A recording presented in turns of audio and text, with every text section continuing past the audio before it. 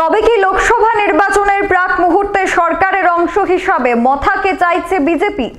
এই প্রশ্ন উঠছে তার কারণ আজ দিল্লি সফর শেষে অর্থাৎ দিল্লিতে কেন্দ্রীয় নেতৃত্বদের সাথে আলোচনা শেষে যখন পৌঁছলেন তিপ্রামথা সুপ্রিমো প্রদ্যুৎ কিশোর দেববর্মন, ওনার উত্তরে কিন্তু এই প্রশ্নটাই উকি দিচ্ছে। উনি এখানে আসার পর যে বক্তব্যগুলি তুলে ধরেছেন তার মধ্যে সাধারণত গ্রেটার ত্রিপুরাল্যান্ড ইন্টারলকিউটর এবং কনস্টিটিউশনাল সলিউশনের পাশাপাশি আরো একটা বক্তব্য সামনে এসেছে, যেখানে তিনি বলার চেষ্টা করছিলেন যে গ্রেটার ত্রিপুরাল্যান্ড নিয়ে যদি কোনো কথা না হয় তাহলে সরকারে আসার কোনো প্রশ্নই হয় না। এবারে এই প্রশ্নের মধ্যে আরো একটি প্রশ্ন, তবে কি বিজেপি লোকসভা নির্বাচনের আগে তাদের সংগঠনকে আরো শক্তিশালী এবং বিশ্বাসযোগ্য গড়ে তোলার জন্য মথাকে সরকারের অংশ হিসাবে চাইছে? তবে কি কেন্দ্রীয় বিজেপি নেতৃত্বরা তিপ্রামথার কাছে এই অফারটা বা তিপ্রামথা সুপ্রিমো প্রদ্যুৎ কিশোর দেববর্মনের সামনে এই অফারটা তুলে ধরেছেন, সরকারে আসার আমন্ত্রণ জানিয়েছেন কি? এই প্রশ্নগুলি আজ দিল্লি সফর শেষে যখন তিপ্রামথা সুপ্রিমো প্রদ্যুৎ কিশোর দেববর্মন পৌঁছান, ঠিক তখনই সংবাদ মাধ্যমের সামনে নিজেই উত্তরগুলি দেন তিনি।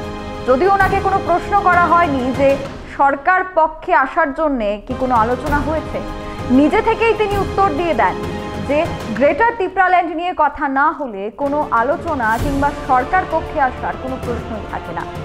সামনে 24-এর লোকসভা নির্বাচন, তার আগে ত্রিপুরা রাজ্যে ধনপুর বিধানসভা কেন্দ্রে উপনির্বাচন। এই দুটো নির্বাচনের প্রাক মুহূর্তে যখন দিল্লিতে এই মুহূর্তে দাঁড়িয়ে মোদি ভার্সাস মহাগঠবন্ধন, ঠিক তখন রাজ্য বিজেপি বা কেন্দ্রীয় বিজেপি কি তিপ্রামথার সামনে এই অফারগুলি তুলে ধরেছে, নাকি প্রদ্যুৎ কিশোর দেববর্মন নতুন কোনো পরিকল্পনা করছেন? ওনার বক্তব্যে পরিষ্কারভাবে এটাই উঠে এসেছে। প্রথমে ওনার বক্তব্যটা শোনাবো আপনাদের, তারপর আবারও বিস্তারিত আলোচনায় আসছি। मीटिंग के लिए हाँ तो नीचे नामा नीचे सामने में दिल्ली गए थे मीटिंग के लिए, तो वहाँ मीटिंग क्या रिजल्ट आया है? देखिए, हम लोग ने अपना बात के लिए रखा है कि we are not interested in anything else but constitutional solution for our greater Tripuraland demand, जो हमारा कोर डिमांड है। पहले हमारे कम्युनिटी को कुछ दीजिए, हमारे त्रिपुरा को कुछ दीजिए, उसके बाद हम बात करेंगे सरकार में कौन बैठेगा कौन नहीं बैठेगा। और अगर हमारा डिमांड नहीं हुआ पूरा तो हमारे पास ऑल ऑप्शंस आर ओपन, और ये बात हमने क्लियरली रखी है। त्रिपुरा लोग 70 साल से सफ़र करते आए हैं, हमने उनको एक कमिटमेंट दिया था, और बिना वो कमिटमेंट पूरा होके हम गवर्नमेंट में नहीं बैठे। हमारा दूसरा एक सवाल है कि सरकार यूनिफॉर्म सिविल कोड लाने वाली है, इसके ऊपर आपका क्या कहना है? ड्राफ्ट को आने दीजिए, कागज़ को आने दीजिए, हम लोग देखेंगे, उसके बाद उसमें मैं कमेंट करूंगा। जहाँ तक महिला का बात है, अगर महिला को प्रोटेक्शन देना है हिंदुस्तान में तो महिला को प्रोटेक्शन देना चाहिए, जेंडर पैरिटी होना चाहिए, crime against women, equal loss women होना चाहिए। जहाँ तक रहा कस्टमरी लॉ का, तो हमारे त्रिपुरा का कस्टमरी लॉ जो है, हमारे जो एसटीज़ के नॉर्थ ईस्ट में कस्टमरी लॉ है, उसको भी प्रिजर्व और प्रोटेक्ट करना चाहिए, और वो अद्भुत है, उसका भी देखना चाहिए।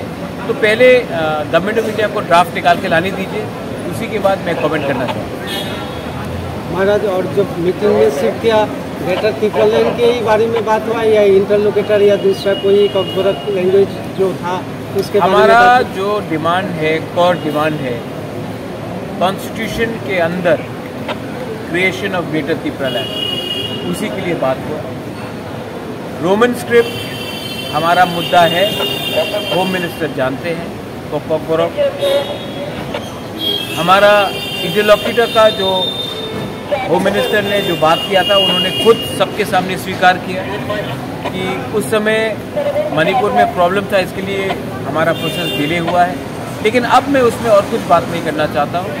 हमारा इशू है constitutional solution for a greater Tripuraland, for a Tripura people, for the indigenous people, for the survival and existence of our community. उसको छोड़ के मैं और कोई सब्जेक्ट में बात नहीं करना चाहता हूँ। गवर्नमेंट में बैठकर मैं वो गलती नहीं करना चाहता हूँ जो IPFT से हुआ 2018 में, कि अपना लोगों का बात नहीं करके आप बैठ गए, मंत्री बन गए और 5 साल तक कुछ नहीं मिला। मैं वो गलती रिपीट नहीं करना चाहता। আপনারা শুনলেন কি শুনলেন? গ্রেটার তিপ্রাল্যান্ড ইন্টারলোকিউটর কনস্টিটিউশনাল সলিউশন, এই দাবিগুলি বিগত প্রায় 3 থেকে 4 মাসের মধ্যে কয়েক হাজারবার আপনারা শুনেছেন। তবে এই দাবিগুলি বারবার দিল্লি সফরে যাওয়ার পর কেন্দ্রীয় নেতৃত্বদের কাছে বা স্বরাষ্ট্র মন্ত্রকের কাছে তুলে ধরে তিপ্রামথা এবং তিপ্রামথা সুপ্রিমো প্রদ্যুৎ কিশোর দেববর্মন। কিন্তু এখনো পর্যন্ত দফায় দফায় যে এতগুলি বৈঠক হলো, সেই প্রত্যেকটি বৈঠকের পর সারাংশ কি আসে, প্রত্যেকটি বৈঠকের কনক্লুশন কি হয়, এই প্রত্যেকটি বৈঠকের পর জনজাতি অংশের মানুষরা কতটুকু লাভান্বিত হয়েছেন, জনজাতি অংশের মানুষদের জন্য রাজ্য সরকার কিংবা কেন্দ্রীয় সরকার নতুন করে আর কি পরিকল্পনা গ্রহণ করেছে তিপ্রামথা সুপ্রিমো প্রদ্যুৎ কিশোর দেববর্মনের এই একাধিক বৈঠকের পর। ইন্টারলোকিউটর এখনো রাজ্যে আসেননি, গ্রেটার তিপ্রাল্যান্ড বা কনস্টিটিউশনাল সলিউশন নিয়ে এখনো পর্যন্ত কোনো আলোচনা হয়নি, শুধুমাত্র দিল্লির দরবারেই আলোচনা হচ্ছে। রাজ্যের জনজাতিরা যেখানে ভোট ব্যাংক হিসাবে তৈরি হয়েছিল তিপ্রামথার জন্য, সেই জনজাতিরা কিন্তু না দিল্লিতে পৌঁছতে পারছেন, না দিল্লির কোনো রায় জনজাতি অংশের মানুষ পর্যন্ত পৌঁছচ্ছে। তবে আরও একটি প্রশ্ন ইতিমধ্যেই নিজেই ছুড়ে দিলেন তিপ্রামথা সুপ্রিমো।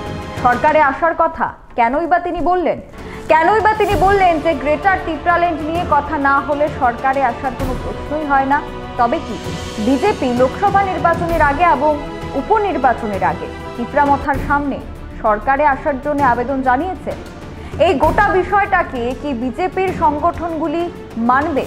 কেন্দ্রীয় বিজেপি ইতিমধ্যে কি সিদ্ধান্ত গ্রহণ করেছে, নাকি প্রদ্যুৎ কিশোর দেববর্মন নিজের কাছে জনজাতি অংশের মানুষদের সাথে সম্পর্ক স্থাপনের জন্য বা তাদেরকে এই বিষয়গুলি আরো স্পষ্টভাবে তুলে ধরার জন্য এই বক্তব্যগুলি পেশ করলেন, নাকি আরো একটা প্রশ্ন নিজেই তিনি জুড়ে দেওয়ার চেষ্টা করলেন?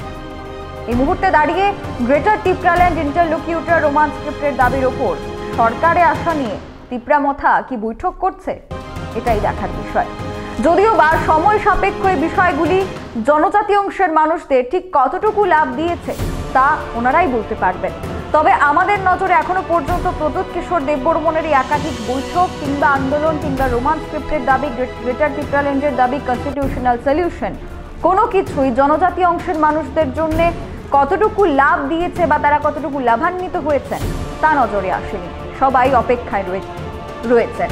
বিশেষ করে যারা তিপ্রামথার ভোটাররা রয়েছেন তারা তো অবশ্যই অপেক্ষায় রয়েছেন। পাহাড়ি জনজাতি এলাকায় যে ভোট ব্যাংক তৈরি হয়েছিল তিপ্রামথার জন্যে, তারা অপেক্ষায় রয়েছেন। এবারে সেই অপেক্ষার অবসান কে ঘটাবে? বিজেপি নাকি মথা, নাকি রাজ্য সরকার, নাকি স্বরাষ্ট্র মন্ত্রক? সেটাই দেখার। এখনকার মতো আরো হাজারো প্রশ্ন ইতিমধ্যে উকি দিচ্ছে। আপনারা অবশ্যই আপনাদের মতামত আমাদেরকে জানাতে পারেন কমেন্ট সেকশনে। এখনকার মতো এখানেই বিদায় নিচ্ছি। আপনাদের সাথে পরবর্তী আপডেট নিয়ে থাকবো আমি সুজাতা। নমস্কার। ভারতীয় হেসেলে খাঁটি সরিষার তেলের চাহিদা প্রচুর।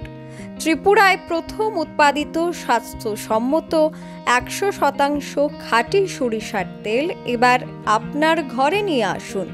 প্রকৃতির বিশুদ্ধতায় বিশুদ্ধ প্রিমিয়াম কোয়ালিটিযুক্ত মুক্তি natural healthy life pure mustard oil. ভালো খান, সর্বদাই সুস্থ থাকুন।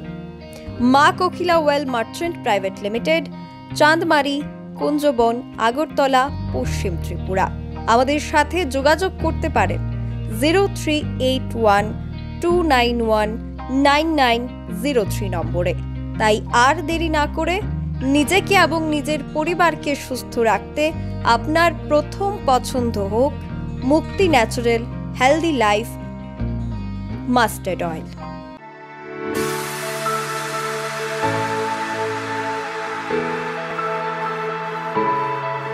এনলাইট গ্রুপ অফ ইনস্টিটিউশনস আপনার ভবিষ্যৎ গড়ার ব্যাঙ্গালোরে একমাত্র নির্ভরযোগ্য প্রতিষ্ঠান। এসসি, এসটি, ওবিসি ছাত্রছাত্রীদের জন্য সরকারি স্কলারশিপের মাধ্যমে নার্সিং, প্যারামেডিক্যাল পড়াশোনা করার সুবর্ণ সুযোগ। ছাত্রছাত্রীদের শুধুমাত্র হস্টেলে থাকা এবং খাওয়ার জন্য প্রতি মাসে 4000 টাকা বহন করতে হবে। যদি কোনো স্টুডেন্টের হস্টেল ফি দিতে সমস্যা হয় তবে তাদেরকে এডুকেশন লোনের জন্য সাহায্য করে দেওয়া হবে। জেনারেল স্টুডেন্টসদের জন্য রয়েছে এডুকেশন লোনের মাধ্যমে পড়াশোনা করার সুবর্ণ সুযোগ। যোগাযোগ করুন 08095555703 অথবা 9900172894 অথবা www.enlightgroup.org।